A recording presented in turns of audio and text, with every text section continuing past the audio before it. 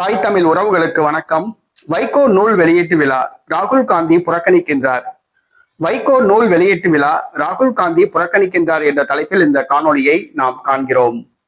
மதிமுக பொதுச் செயலாளர் வைகோ, இவர் திமுகவில் இருந்து மதிமுகவை உருவாக்கினார். இவர் திமுகவில் இருந்த போதும் மதிமுகவை உருவாக்கிய போதும் இவர் காங்கிரஸ் கட்சிக்கு எதிர்ப்பாகவே பாராளுமன்றத்தில் செயல்பட்டார். ராஜீவ் காந்தியை ஒருமையில் கூட பேசியுள்ளார். ராஜீவ் காந்தி மீது மோதல் போக்கை கடைபிடித்து வந்தவர். விடுதலை புலிகளை இவர் ஆதரித்துள்ளார்.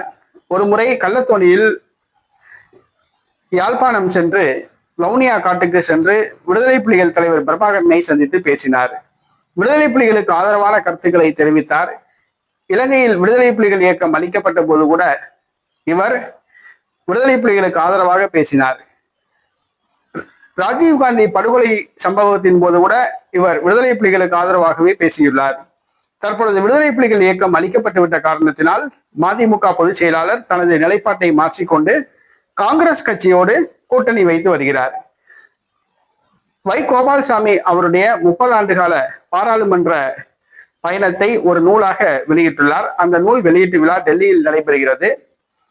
ராகுல் காந்தி வெளியிட அதை தமிழ்நாடு முதலமைச்சர் ஜோசப் விஜய் பெற்றுக்கொள்வார் என்று கூறப்பட்டுள்ளது. ஆனால் தற்பொழுது வெளியிட உள்ள நூலில் விடுதலை புலிகள் இயக்கம் மற்றும் பிரபாகரன் சம்பந்தப்பட்ட செய்திகள் அந்த நூலில் இடம்பெற்றுள்ள காரணத்தினால் ராகுல் காந்தி அதிர்ச்சி அடைந்துள்ளார். இது அவருக்கு கோபத்தை மூட்டியுள்ளது. ஆக வைகோ நூல் வெளியீட்டுள்ள விழாவை புறக்கணிக்க ராகுல் காந்தி முடிவு செய்துள்ளார். ராகுல் காந்தி வெளியிட வேண்டும் என்பதற்காகத்தான் இந்த விழா டெல்லியில் நடத்தப்படுகிறது. ஆனால் ராகுல் காந்தி வைகோ நூல் வெளியீட்டு விழாவை புறக்கணிக்க உள்ளதாக செய்திகள் வந்துள்ளன. இது மதிமுகவுக்கு அதிர்ச்சியை கொடுத்துள்ளது.